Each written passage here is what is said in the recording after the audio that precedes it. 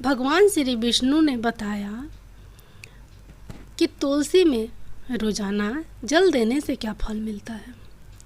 एक समय की बात है, माता लक्ष्मी ने भगवान विष्णु से पूछा, हे नाथ, आप तो तीनों लोकों के स्वामी हैं, आपकी तीनों लोकों में पूजा होती है, सभी आपकी कृपा पाने के लिए उत्सुक रहते हैं, फिर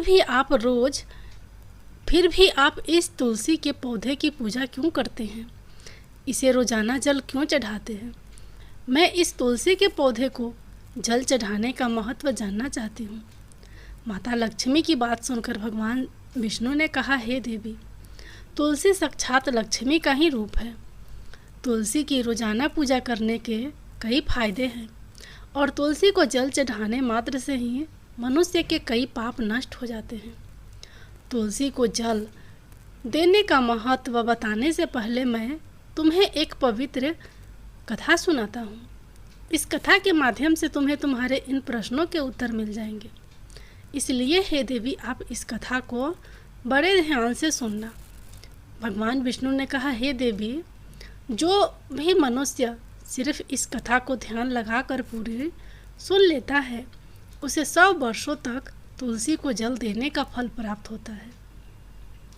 माता लक्ष्मी ने कहा, स्वामी, मैं इस कथा को बड़े ही ध्यान से सुनूंगी, आप मुझे वह पवित्र कथा सुनाना शुरू कीजिए। भगवान विष्णु ने कहा, हे देवी, बहुत समय पहले की बात है। किसी नगर में एक ब्राह्मण रहता था। उसका जन्म तो ब्राह्मण कुल में हुआ था, लेकिन उसके कर्म नित्य व प्रवृत्ति के थे। वह ब्राह्मण हमेशा ही झूठ बोलता और गलत तरीके से पैसा कमाता था। उसका मन हमेशा बुरे कर्मों में ही लगा रहता था। वह सदैव ही जुआ, वेश्यावृत्ति और चोरी में ही लगा रहता था। उसने अपने जीवन में कभी भी पुण्य के काम नहीं किए और शास्त्रों का अध्ययन नहीं किया। ब्राह्मण होते हुए भी कभी पूजा पाठ नहीं किया। सदैव ही उसका मन दूसरों के धन पर लगा रहता था और वह दिन में जो भी धन कमाता उसे रात्रि में जुआ और वेश्यावृत्ति में उड़ा दिया करता था। इस तरह वह ब्राह्मण अपने जीवन को पाप कर्मों में ही गुजार रहा था। उसने अपने मुख से कभी भगवान का नाम नहीं लिया और ना कभी देवी देवताओं का पूजन किया। इस प्रकार से पाप करते हुए उसे कई वर्ष बीत गए। फिर वह ब्राह्मण कुछ खरीदारी करने के लिए एक नगरी में जा पहुंचता है। उस नगरी के पास में गंगा नदी बहती है और उस नदी में स्नान करने के लिए दूर दूर से लोग आया करते थे। फिर वह ब्राह्मण गंगा जी के किनारे एक आश्रम में ठहरता है। उस आश्रम में अनेक विद्वान ब्राह्मण प्रतिदिन पुराणों का पाठ तथा भगवान की भक्ति में लीन रहते थे। वह ब्राह्मण भी ढोंग करता हुआ वहीं पर उनके साथ रुक गया और उन ब्राह्मणों के साथ रहकर उसे भी भगवान का नाम लेने का अवसर मिल रहा था। वह उसी स्थान पर कुछ दिनों के लिए रुका। फिर वहाँ पर आए हुए लोगों ने गायों का पूजन करके ब्राह्मणों को भोजन कराया, तो उस ब्राह्मण ने भी उनके साथ बैठकर भोजन किया और भगवान का प्रसाद ग्रहण किया। वहीं पर उस आश्रम में एक तुलसी का पौधा था। वह ब्राह्मण जाने अनजाने में उस तुलसी के पौधे में पानी डालता था। उसके मन में कोई विचार नहीं था कि वह क्या कर रहा है। वह प्रतिदिन सुबह उठकर बाल्टी में पानी लेकर तुलसी के पौधे में डालता था। यह उसका रोजाना का नियम बन गया था। फिर एक दिन की बात है, वह आश्रम में सोया हुआ था। तभी अचानक उसके पास एक काला सर्प आया और उस काले सर्प ने उसे नींद में ही डस लिया और थोड़ी ही देर में उस ब्राह्मण की नींद में ही मृत्यु हो गई।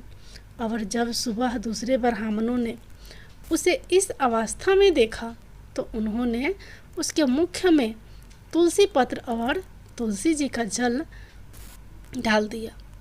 फिर उन ब्राह्मणों को पता चला कि उसकी तो मृत्यु हो चुकी है। तब वहाँ पर यमदूत आते हैं और उस ब्राह्मण को पकड़कर यमलोक ले जाने लगते हैं।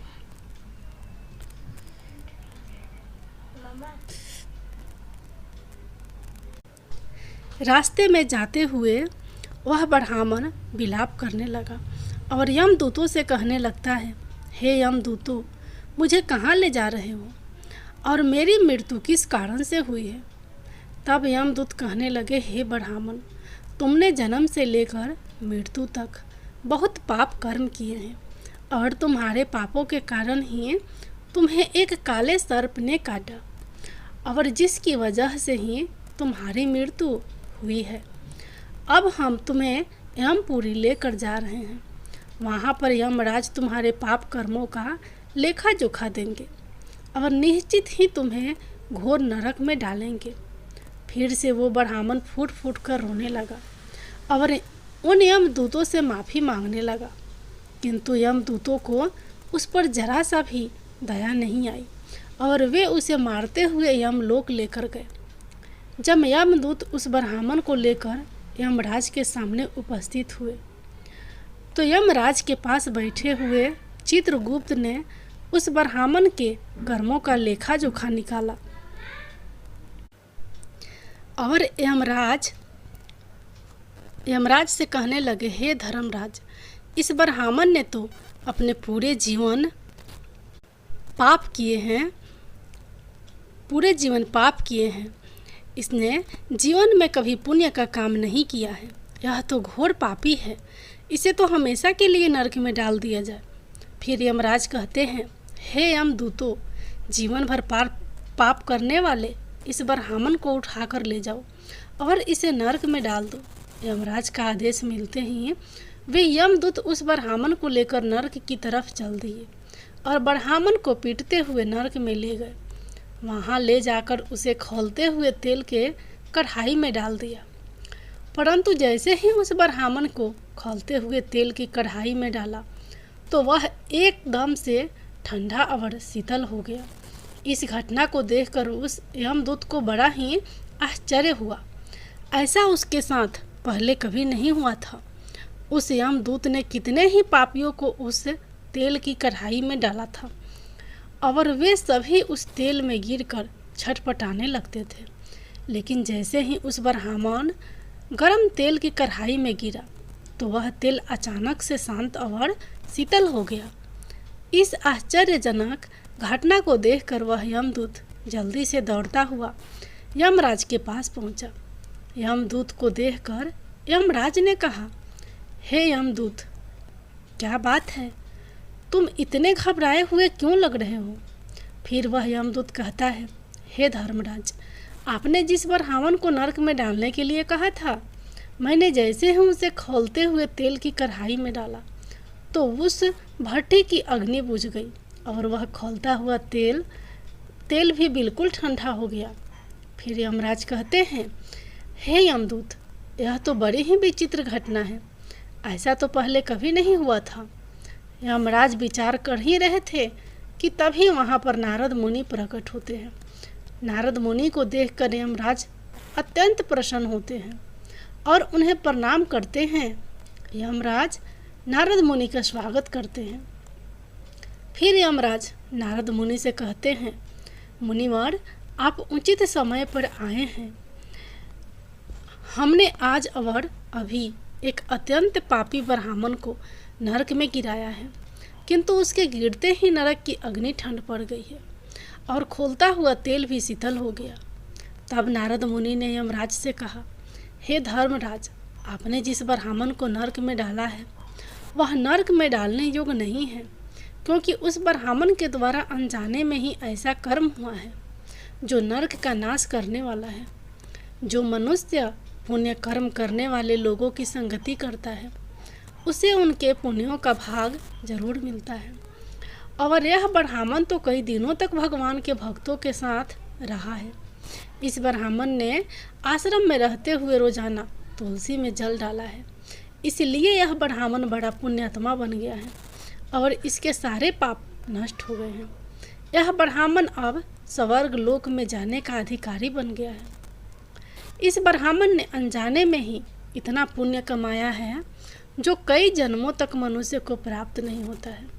इसलिए हे धर्मराज, आप इस ब्राह्मण को नरक में न डालो और इसके पापों के लिए इसे केवल इतना दंड दो कि इसे सभी नरकों का दर्शन कराओ।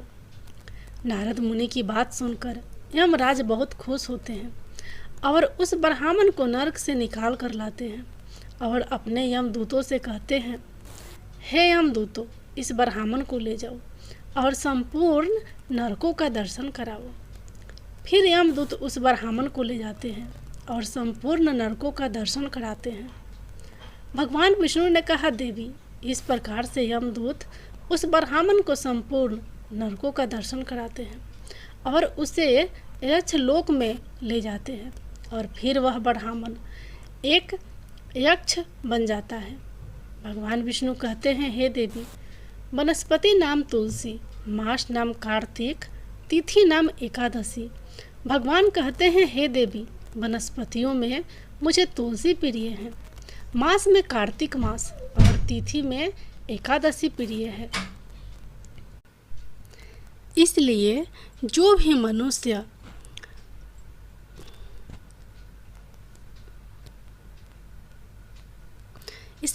भी मनुष्य रोजाना तुलसी की पूजा पाठ करता है और तुलसी को जल देता है, वो मनुष्य मुझे सबसे अधिक प्रिय है। उस मनुष्य की कभी भी दुर्गति नहीं होती है और वह मनुष्य कभी नरक में नहीं गिरता है। जिन घरों में तुलसी का पौधा सदैव ही हरा भरा रहता है, उस घर में सुख शांति और समृद्धि बनी रहती है।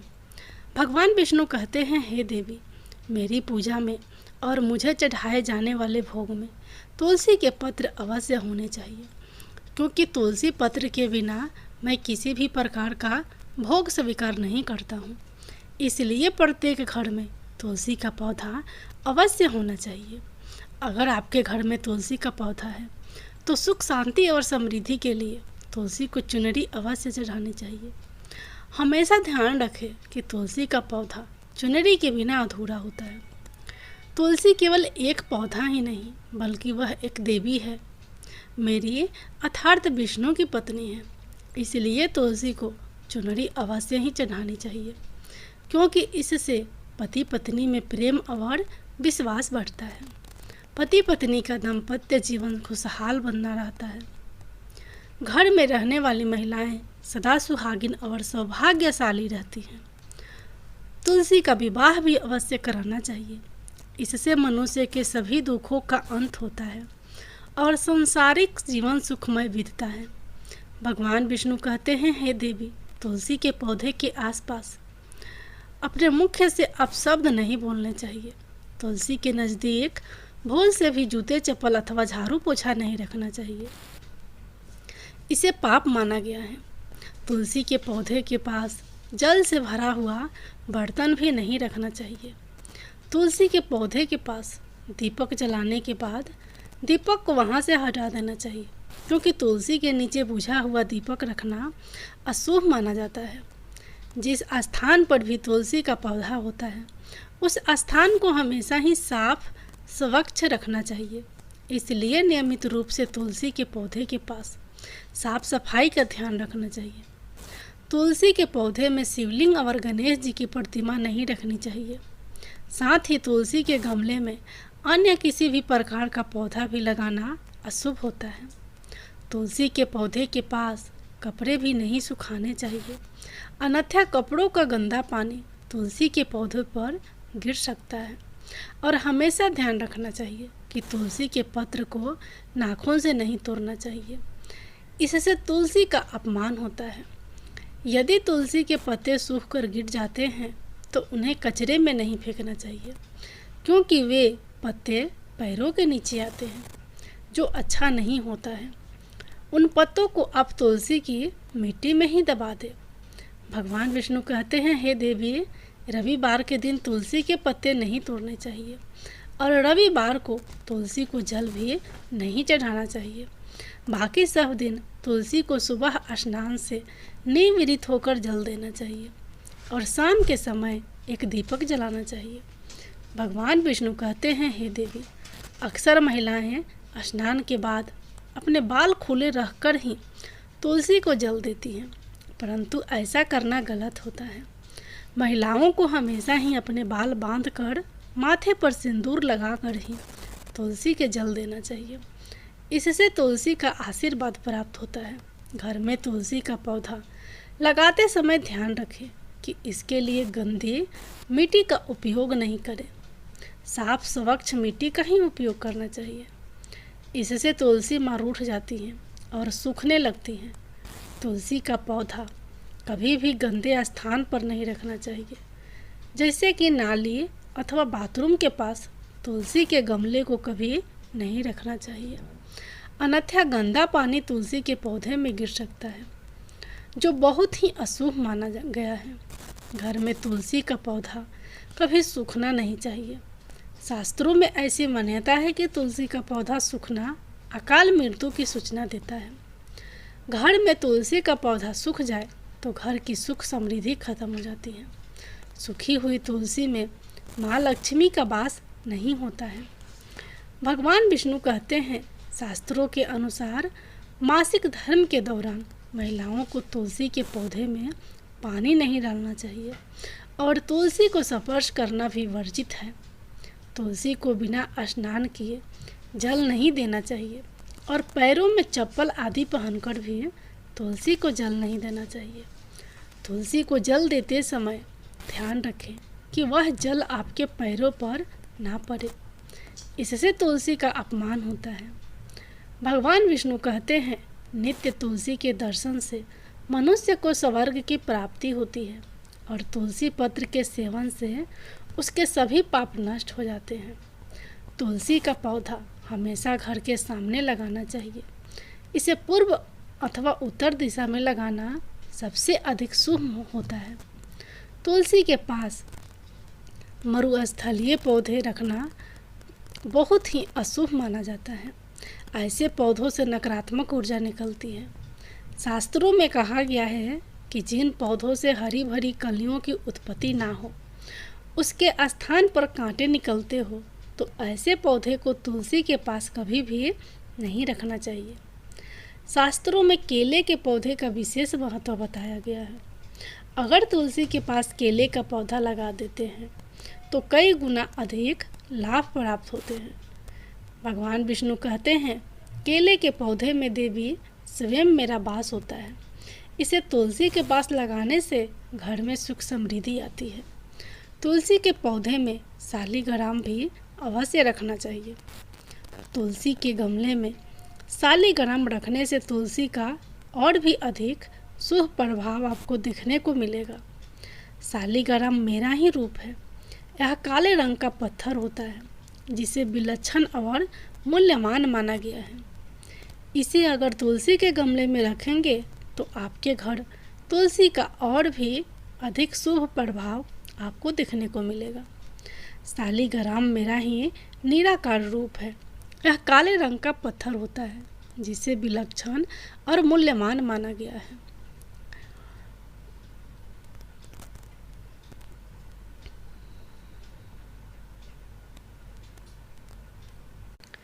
इसे अगर तुलसी के गमले में रखेंगे तो आपके घर से संपूर्ण नकारात्मक ऊर्जा नष्ट हो जाएगी।